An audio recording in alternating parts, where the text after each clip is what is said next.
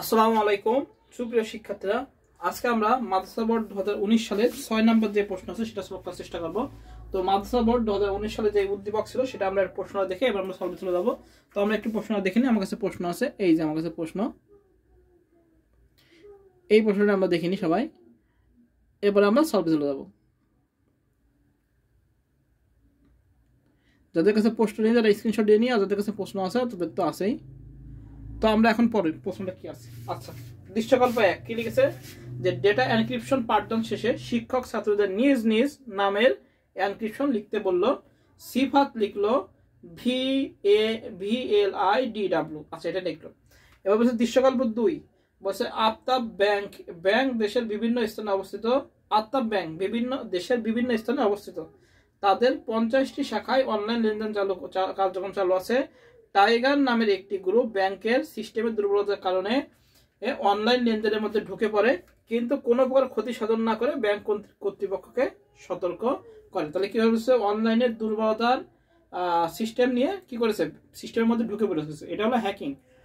এখন হ্যাকিং এর মধ্যে দুই রকম আছে। এটা হলো ভালো হ্যাকিং, এটা হলো কি খারাপ হ্যাকিং। এটা হলো ভালো হ্যাকিং করেছে, তারা সিস্টেমের দুর্বলতা করে। দেখ, আমরা প্রশ্নে আসি। প্রথম প্রশ্ন কি আছে, প্রথম ক নাম্বার আছে এনটিটি কি। ক নাম্বার প্রশ্ন বলছে এনটিটি কি। আমরা দেখব ক,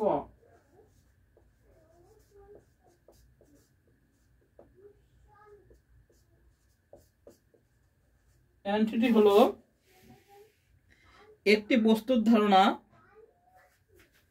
এনটিটি হলো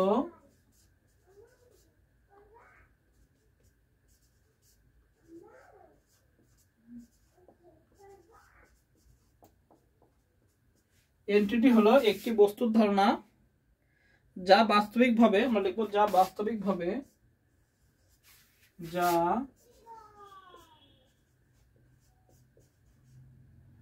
বাস্তবিক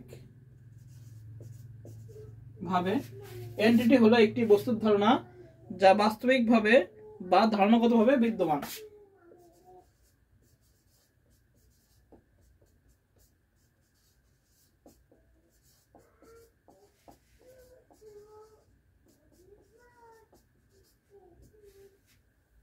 এনটিটি হলো একটি বস্তুর ধারণা যা বাস্তবিকভাবে বা ধারণাগতভাবে বিদ্যমান এবং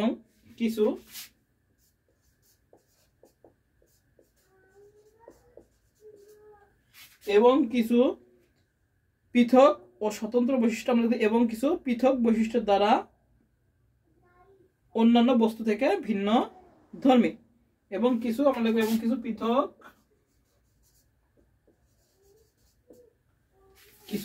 এবং কিছু পৃথক বৈশিষ্ট্য দ্বারা অন্যান্য বস্তু থেকে পৃথক বৈশিষ্ট্য। এন্টিটি হলো একটি বস্তুর ধারণা যা বাস্তবিকভাবে বা ধারণাগতভাবে বিদ্যমান। আর কিছু লেখার দরকার নেই, এটা বাদ, এত কিছু লেখার দরকার নেই, জাস্ট এক মার্কের জন্য একটু লিখলেই হবে।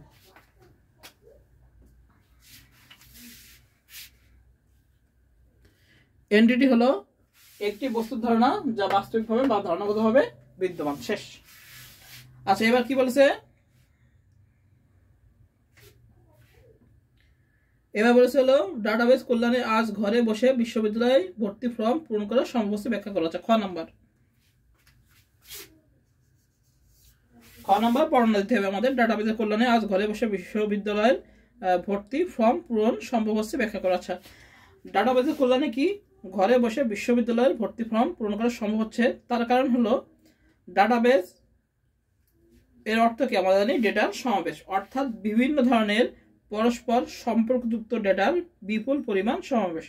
যখন একজন শিক্ষার্থী ভর্তির জন্য বিশ্ববিদ্যালয় ওয়েবসাইটে ফর্ম পূরণ করে, তখন সেই ফর্মের তথ্যগুলো বিশ্ববিদ্যালয়ের ডেটাবেসে সংরক্ষণ হয়ে থাকে। ফলে ওই প্রতিষ্ঠান কর্তৃপক্ষ ডেটা সত্যতা যাচাইয়ের মাধ্যমে একজন শিক্ষার্থীর আবেদন গ্রহণ করতে পারে। ডেটাবেসে এই সুবিধার কারণে সরাসরি ওই প্রতিষ্ঠানে না গিয়েও ভর্তি কার্যক্রমের কয়েকটি ধাপ সম্পন্ন করতে পারে। মোটামুটি এরকম করে বিশ্লেষণ করে নিজেদের মতো লিখে দেবো, ব্যাস হয়ে যাবে। আচ্ছা, এবার কি বলেছে গ নম্বরে, বলেছে হলো সিফাত ব্যবহৃত পদ্ধতির বিশ্লেষণ মূল্যায়ন করো। আচ্ছা, গ নাম্বার বলছে হলো সিফাত, বলছিল সিফাত এর ব্যবহৃত পদ্ধতি বিশ্লেষণ করা। আছে সিফাত কি করেছে, ডেটা এনক্রিপশন পাঠদান শেষে ছাত্রদের নিজ নামে এনক্রিপশন লিখতে বললে সিফাত লিখলো। আচ্ছা, সিফাত কি লিখেছে, সিফাত SIFAT, এটা হলো সিফাত, কিন্তু সিফাত লিখেছে কি VLIDW।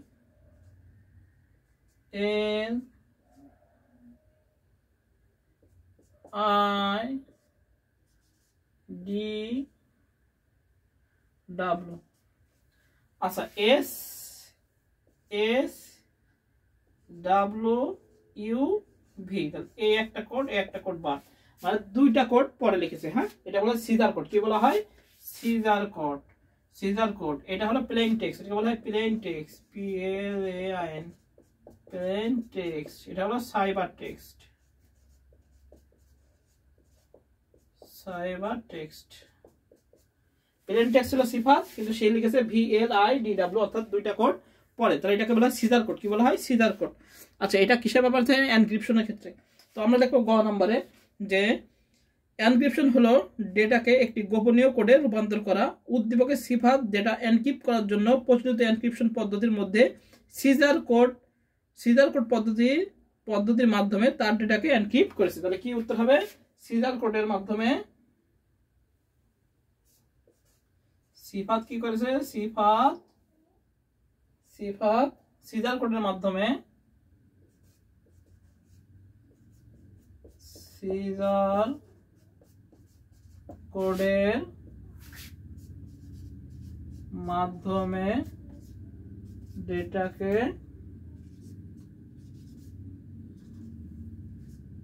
এনক্রিপ্ট করেছে, তাই না, এনক্রিপশন। আচ্ছা, এনক্রিপ্ট করেছে। সিফাত কি, সিজার কোডের মাধ্যমে ডেটাকে এনক্রিপ্ট করেছে। এটা হলো প্লেন টেক্সট সিফাত, আর এই যে সাইফার টেক্সটের মধ্যে VLIDW, অর্থাৎ কি 2 বিট, অর্থাৎ দুইটা মাঝখানে দুইটা অক্ষর কি নেই, অর্থাৎ চিত্রটি লক্ষ্য করলে দেখা যাবে যে প্রতিটি অক্ষর পরিবর্তিত হয়েছে তার পরবর্তী কি তৃতীয় অক্ষর দ্বারা। তাহলে এস এর পরে UVW, তাহলে UV বাদ W, তাহলে IJK বাদ L, তারপর ABCD, অর্থাৎ 2 নাম্বার কোড বাদ পেয়েছে, যেমন ABCD, অর্থাৎ দুটো কোড বাদ দিয়ে কি আছে, এরপরে আছে D। এটা হলো আমাদের সাইবার টেক্সট, বুঝা গেছে। তাহলে উত্তর কি হবে, সিজার কোডের মাধ্যমে। আমরা লিখবো যে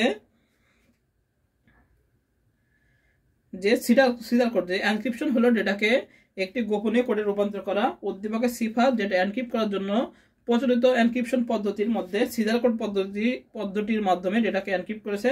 রোমান সম্রাট জুলিয়াস সিজার তার সৈন্যদের বিভিন্ন গোপনীয় নির্দেশ প্রদানের সময় এক ধরনের কোড ব্যবহার করতেন যা সিজার কোড নামে পরিচিত। সিজার কোডে প্রকৃত ডেটাকে প্লেন টেক্সট এবং পরিবর্তিত ডেটাকে সাইফার টেক্সট এ প্রকাশ করা হয়। এই পদ্ধতিতে প্লেন টেক্সটে ব্যবহৃত প্রতিটি অক্ষর তার পরবর্তী তৃতীয় অক্ষর দ্বারা প্রতিস্থাপন করা হয়। ফলে যে কোনো সাধারণ ব্যবহারকারী প্রকৃত ডেটা বুঝতে পারবে না। নিম্নে সিফাতের পদ্ধতি দেখা হলো। এটা আমাদের কি হয়েছে, প্লেন টেক্সট হয়েছে সিফাত, আর এটা কিসের রূপান্তর হয়েছে, সাইফার টেক্সটে রূপান্তরিত হয়েছে। তাহলে চিত্র কি আমরা লিখবো, চিত্র সিজার কোড পদ্ধতি। আমরা লিখবো চিত্র কি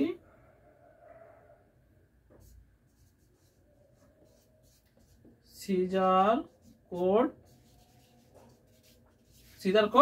পদ্ধতি। আমরা চিত্রটি লক্ষ্য করলে দেখা যাবে যে প্রতিটি অক্ষরে প্রতিটি অক্ষরই পরিবর্তিত হয়েছে তার পরবর্তী তৃতীয় অক্ষর দ্বারা। তাহলে আমরা কি দেখতে চাচ্ছি, এই যে প্রতিটি অক্ষর তার পরবর্তী তৃতীয় অক্ষর দ্বারা কি হয়েছে, পরিবর্তিত হয়েছে। এই সম্পর্কে আমরা একটু লিখে দেবো, ব্যাস আমাদের হয়ে যাবে। তো এই হলো আমাদের গ নাম্বার।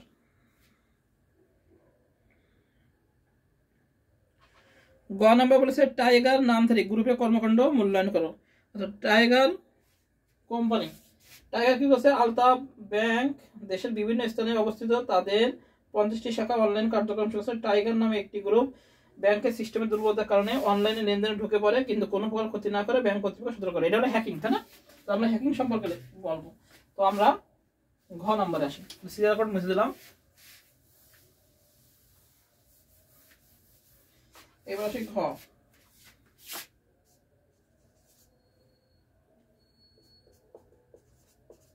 টাইগার